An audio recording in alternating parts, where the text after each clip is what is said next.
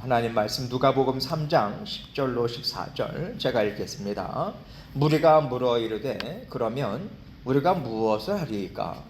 대답하여 이르되 옷 두 벌 있는 자는 옷 없는 자에게 나눠줄 것이요 먹을 것이 있는 자도 그렇게 할 것이니라 하고 세리들도 침례를 받고자 하여 와서 이르되 선생이여 우리는 무엇을 하리이까 하매 이르되 부가된 것 외에는 거두지 말라 하고 군인들도 물어 이르되 우리는 무엇을 하리이까 하매 이르되 사람에게서 강탈하지 말며 거짓으로 고발하지 말고 받는 급료를 족한 줄로 알라 하니라. 아멘. 오늘 말씀은 침례 요한과 또 그 주변에 침례를 받고자 하는 사람들이 모여서 또 주고받는 그러한 이야기들을 지금 오늘 본문은 얘기를 해주고 있어요. 하나님께서 침례 요한에게 주신 사명이 무엇입니까? 하나님께서 예수 그리스도를 이 땅에 보내주시고 예수님께서 메시아로 또 하나님의 아들로서 주고자 하시는 그 영생의 삶, 구원을 정말 받아들일 수 있도록 이스라엘 백성들의 마음을 준비시키는 그러한 일이었죠. 침례 요한이 메시아의 길을 준비한다라고 하는 것에는요, 이제 예수님께서 구원 사역을 펼치지 않습니까? 공생의 사역을 본격적으로 시작을 하실 때 이스라엘 백성들이 죄를 깨닫고 그 이전에 미리 죄를 깨닫고 또 죄인임을 인식하고 내가 어떻게 하면 죄 씻음을 받을 수 있을까? 나는 정말 죄에서 떨어질래야 떨어질 수 없는 그런 무력한 존재구나. 이것을 깊이 인식하고 이렇게 죄에 대해서 깨어있는 마음을 갖기를 이제 갖게 하고자 준비시키는 그 일을 침례 요한은 감당을 했다라고 저는 생각합니다. 하나님의 자녀들임에도 불구하고 이스라엘 백성들이 어떻게 살아왔습니까? 세상 사람들과 별반 다를 게 없어요. 세상의 삶에 젖어서 살아왔습니다. 하나님께서는 그러한 침례 요한을 통해서 그들을 흔들어 깨우라고 하나님께서 침례 요한을 들어 사용하신 거예요. 사람을 흔들어 깨운다라고 하는 것을 사람이 할 수 있는 일이겠습니까? 그거는요, 하나님만이 하실 수 있는 일이에요. 그래서 침례 요한이 순종함으로 그 일을 감당했습니다. 그러나 이 일은 하나님께서 친히 이루신 일이다. 우리는 그렇게 생각을 해야 하는 거죠. 이스라엘 백성들을 흔들어 깨우는 일도 하나님께서 하셨고요. 예수 그리스도께서 구원 사역을 이루실 때 그 구원을 받아 누리고 동참할 수 있는 그 은혜 또한 하나님께서 베풀어 주시면서 처음부터 끝까지 구원 사역은 하나님께서 이루신 거예요. 그러면 이제 이스라엘 백성들이 그 구원을 메시아를 통해서 받아 누리는 삶을 이제 살아가지 않습니까? 그렇다면 그러한 구원을 받았을 때 삶의 변화는 당연히 따라와야 되는 거죠. 예수님을 만난 이전의 삶과 이후의 삶은 달라야 하는 것이죠.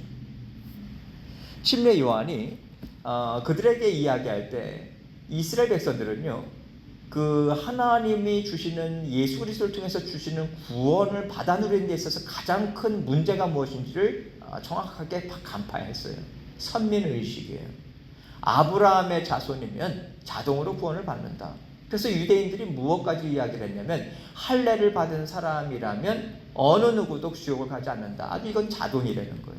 그런 인식을 갖고 살았어요. 그것 갖고 안 된다는 거예요. 메시아를 통해서 주어지는 영생은 그것을 통해서 선민의식 갖고 침례 요한은 그것을 이야기합니다. 하나님께서 이 땅 위에서 하나님의 백성들에게 원하시는 것이 무엇입니까? 하나님의 자녀로서 하나님의 마음을 깨닫고 하나님의 말씀을 살아내되 하나님을 의지하는 마음으로 내 능력이 아니라 하나님이 주인됨을 인정하는 마음으로 살아내기를 하나님께서 원하시는 하나님의 뜻이 분명하게 있지 않습니까? 그 침례 요한이 하나님께서 침례 요한을 통해서 하나님은 무엇을 원하시는가? 무엇을 기뻐하시는가? 기뻐하시는 삶을 어떻게 살아갈 것인가? 이것을 지속적으로 가르쳐 주라고 미리 예수 그리스도의 공생의 살 이전에 준비하는 자로서 침례 요한의 그 침례 요한을 통해서 말씀을 지속적으로 베풀어 주신 거예요. 침례 요한이 외치는 것이 무엇입니까? 회개하라, 천국이 가까웠느니라. 죄를 깨닫고 죄를 깨끗이 씻김을 받고 죄에서 돌이키고 하나님을 향하는 일들을 꾸준히 일어나야 메시아가 베풀어 주시는 구원을 받아 누리고 영생의 삶을 진정으로 감사와 만족을 통해서 만족함으로 살아갈 수 있다. 이렇게 천국 복음에 대해서 전하는 삶을 맡겨주신 거예요. 이런 맥락에서 오늘 말씀은요, 침례 요한의 말을 다 들었어요. 그리고 하나님의 은혜를 받아 누려서 침례 요한으로부터 침례를 받습니다. 그러면 어떻게 살아야 메시아와 함께 영생의 삶을 기쁨으로 살아갈 수 있겠습니까? 어떻게 하면 만족과 감사로 살 수 있겠습니까? 이것에 대해서 묻고 있는 거라고 오늘 본문 말씀은 그것에 대해서 지금 묻고 있는 사람들의 반응에 대해서 얘기를 해주고 있어요. 이것을 통해서 또 침례 요한을 통해서 하나님께서는 말씀을 주고 계시고요. 오늘 본문 10절로 11절 말씀 봅니다. 무리가 물어 이르되 그러면 우리가 무엇을 하리까? 대답하여 이르되 옷 두 벌 있는 자는 옷 없는 자에게 나눠줄 것이요 먹을 것이 있는 자도 그렇게 할 것이니라 하고. 자, 지금 11절 말씀은요, 많이 가진 사람들, 넉넉하게 가진 사람들에 대해서 얘기를 하면서 그들이 어떻게 살아가야 할 것인가, 이것에 대해서 이야기를 하고 있고요. 12절부터 14절까지는 그 당시에 힘을 갖고 있는 직업을 갖고 있는 사람들, 대표적으로 세리들, 그리고 군인들, 이들에 대해서 이야기를 하면서 그들이 어떻게 살아가야 될 것인가 묻고 있는 그 질문에 대답을 해주는 그러한 내용으로 지금 이야기를 하고 있죠. 이것을 통해서 하나님께서는 물질이든 권력이든 다른 사람들보다 조금이라도 더 가졌다면 그 더 가진 것을 통해서 무엇을 해야 되는가, 이것을 말씀해 주고 계신 것입니다. 이것을 생각할 때 우리가 무엇을 동시에 생각해야 되냐면, 내가 더 많은 것을 가진다, 누린다라고 하는 것은 나로 인해서 더 갖지 못하는 일들이 있을 수 있다. 이것을 동시에 연결해서 생각을 해야 된다라고 하는 거예요. 내가 많이 가진 것을 통해서 더 적게 가지는 사람들이 있을 수 있다. 이것을 반드시 생각을 해야 된다는 거죠. 이것을 요즘에 와서 우리들이 이렇게 눈으로 우리 일상의 삶에서 얼마든지 보지 않습니까? 요즘 계란 파동이 나고 그랬는데 그 개수 제한을 안 하는데 어떤 사람들은 그냥 엄청나게 가져가죠. 근데 뒤에 오는 사람들은 가져가지 못해요. 하나도 남아있지 못합니다. 이런 일들이 어렵지 않게 우리는 볼 수 있어요. 내가 벌어서 내가 모은 거야, 내가 애써서 내가 가진 거야, 이것은요, 나만 생각하는 거 아니겠습니까? 내가 많이 벌었다면 나로 인해서 적게 버는 사람들이 있을 수 있다. 또 내가 이 힘을 사용한다면 이 힘을 사용함을 통해서 이 힘으로 인해서 지배당하는 사람들이 있을 수 있다. 이것을 항상 다른 사람과 연결지어서 우리는 생각할 수 있어야 된다는 거죠. 이런 공동체 의식을 가져야 된다는 거예요. 더더군다나 우리는 모든 하나님의 자녀들이 함께 살아갑니다. 우리는 하나님의 백성으로 함께 살아가는 형제 자매다. 이것을 우리는 늘 인식해야 되는 거예요. 오늘날 이러한 공동체 의식을 깨뜨리는 가장 주된 주범이 누구입니까? 무엇입니까? 개인주의죠. 개인주의. 내 능력으로, 내 시간과 내 애씀으로 이렇게 나는 받아들이는 거야. 나는 얼마든지 받아들일 수 있어. 나에게 권리가 있어. 여러분, 이런 개인주의로는요, 하나님께서 이루기를 원하시는 공동체, 사랑의 공동체를 이루어 나갈 수가 없습니다. 오히려 방해를 하죠. 물론 개인의 자유, 권리, 이건 존중되어야 합니다. 개인의 그런 그 개개인은 존중해야 돼요. 그런데 이것이 지나치지 않습니까? 항상 자기 중심적이고 자기 주장을 한다면요, 하나님께서 주신 사명 감당할 수 없어요. 이스라엘 민족에게 하나님께서 주신 사명이 무엇입니까? 하나님을 먼저 깨달아 알라고, 그들만 깨달아 아는 것이 아니라 부지런히 나누라고. 그래서 예수 그리스도의 복음을 계속해서 증거하는 그 일을 하나님께서 먼저 맛보아 알게 하고 사용하시고자 부르신 거잖아요. 그런데 자기 중심적이고 자기만을 생각한다면 그 복음이라고 하는 것은 그에게 다 막혀 있는 거죠. 절대 퍼져나갈 수 없습니다. 침례 요한을 통해서 더불어 살아라. 같이 살아라. 함께 살아라. 이것을 알려주고 계시는 거예요. 한쪽은 부족해요. 근데 다른 한쪽은 흘러넘치고 모든 것을 받아 누린다면 여러분 마음에서부터요. 시기, 질투, 원망, 그런 불평, 이런 쓴뿌리들, 이러한 가시, 이것이 마음에 계속해서 깊이 파고들고 어떤 가시와 같이 돋칩니다. 오늘날에 범죄 행위가 이렇게 많아진 이유가 무엇입니까? 여러분 단지 훔치는 게 아니라요. 빼앗고 죽이기까지 해요. 깨부수고 그러면서도 어떤 양심의 가치 그런 것들이 잘 보여지질 않습니다. 미안한 마음 없어요. 이러한 마음 없이 악한 일들이 계속해서 성행하고 있습니다. 그 이유가 뭘까요? 많이 가진 사람들이요. 자신들이 갖고 누리는 것에 대해서 생각을 할 때 주변 사람들을 생각하지 않아요. 나는 이만큼 가졌다라고 오히려 자랑합니다. 그것을 보는 가난한 사람들, 갖지 못한 사람들은 마음이 상해요. 마음에서부터 육신에 그런 죄성이 올라옵니다. 분노가 또 미움이 시기 질투가 계속해서 올라와요. 하나님의 자녀들도요. 여러분 많이 가진 것에 대해서 내가 이만큼 열심히 살았어. 그래서 나는 이만큼 누릴 수 있어. 난 이렇게 살아. 이렇게 당연하게 그것을 드러낸다면 함께 살아가는 믿음의 공동체에 있는 주변 사람들의 마음이 어떨까? 여러분 우리가 하나님 앞에서 그러한 그 갖지 못한 사람들이 갖게 되는 마음, 여기 슬픔이 있어요. 하나님, 제 마음이 슬픕니다. 저는 왜 이렇게 살아야 될까요? 저 사람을 사랑해야 되는데 하나님 오히려 사랑하는 마음보다는 자꾸 시기와 질투가 자꾸만 올라와요. 하나님 미움이 올라와요. 하나님 어떻게 해야 되겠습니까? 하나님 제 마음이 좋지 못합니다. 이렇게 하나님 앞에 탄원해요. 이렇게 하나님 앞에 탄원하는 그 원인 제공을 누가 했겠습니까? 어떤 사람, 어떤 무리가 했겠죠. 어떤 사람, 어떤 무리에 대한 탄원이 하나님께 계속해서 올라가고 있다라고 하는 것을 우리는 생각할 수 있어야 돼요. 그렇기 때문에 많이 가졌다면 자꾸만 나눠야 됩니다.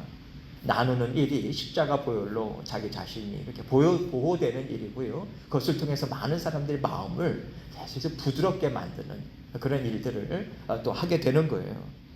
하나님께서는 다른 사람들의 연약함을 건드는 일을 정말 조심하라, 이런 의미를 우리에게 또 전해주고 있다고 생각합니다.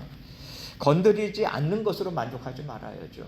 내가 가지고 있는 것으로 채워야 된다라고 하는 말씀을 주고 있는 것입니다.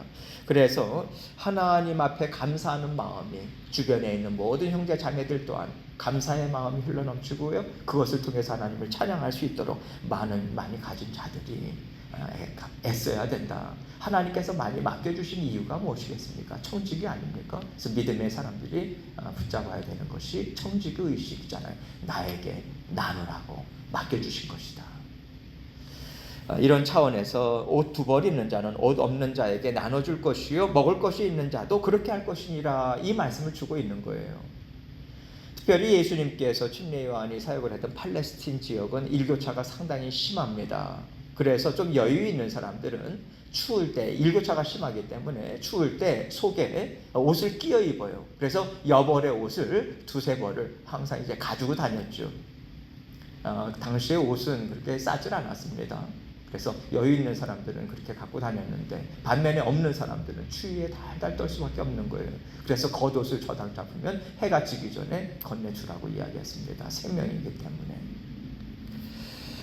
그래서 하나님께서 너가 가지고 있는 것이 옷이라면 그 여벌의 옷을 나눠줘라. 지금 이 말씀을 주는 것이고요. 먹는 것도 동일한 원리하에 그렇게 실천하라. 이 말씀을 주고 있는 것입니다. 12절로 13절 말씀 보면요. 세리들도 침례를 받고자 하여 와서 이르되 선생이요 우리는 무엇을 하리까 하매 이르되 부과된 것 외에는 거두지 말라 하고. 세리가 하는 일이 무엇입니까? 세금을 징수하는 일이잖아요. 그럴 때 정직하게 세금을 부과해라. 정직하게 보수를 받아라. 그 이야기를 하고 있는 거죠. 더 걷어들일 수 있는 힘이 있었잖아요. 그래서 공권력 사용하고, 그래서 더 자신의 사리 사역을 위해서 더 걷고, 그러한 일들이 비일비재했지 않습니까? 너가 더 걷어들일 수 있는 힘이 있다 할지라도 그 힘을 사용하지 말아라. 하나님께서 분명하게 그 말씀을 주고 계시는 것이고요. 그러한 직업, 그것이 꼭 세리라고 하는 것으로 한정되어 있는 것이 아니라 어떠한 직업에 있어서도 그러한 하나님의 그런 어떤 마음, 이것을 가지고 사는 것이 그 직업을 하나님의 뜻대로 온전히 살아내는 그 직업에서 또 일을 하는 그런 일들이다라고 하는 것을 말씀해 주고 있는 것이고요. 14절 말씀 봅니다. 군인들도 물어 이르되 우리는 무엇을 하리까 하매 이르되 사람에게서 강탈하지 말며 거짓으로 고발하지 말고 받는 급료를 족한 줄로 알라 하니라. 당시의 군인들은요, 전쟁에 나가서 싸우는 일들뿐만 아니라 평상시에는 경찰과도 같이 치안을 유지하고 이런 일들을 했단 말이에요. 근데 이런 것들이 잘못 권력이 또 권한이 그 오용이 돼가지고 잘못 사용해서 다른 사람을 고발한다든지 또 부당하게 어떤 이익을 착취한다든지 이런 일들이 군인들에게 있었거든요. 그럴 때 하나님께서 너희가 하는 모든 일들을 하늘에서 지켜보고 있다라고 하는 것 잊지 마. 이것을 마음의 염두에 두고 하나님 앞에 범죄하지 말라고 하는 그런 하나님의 정신이 또 담겨져 있는 거예요. 군인이라고 하는 직책과 그런 권한을 주었다면 다른 사람들을 착취하고 자신의 사리사욕을 챙기는데 그 일에 사용하지 말고 오히려 갖고 있는 힘, 또 능력으로, 권력으로 다른 사람들을 보살피고 다른 사람들의 또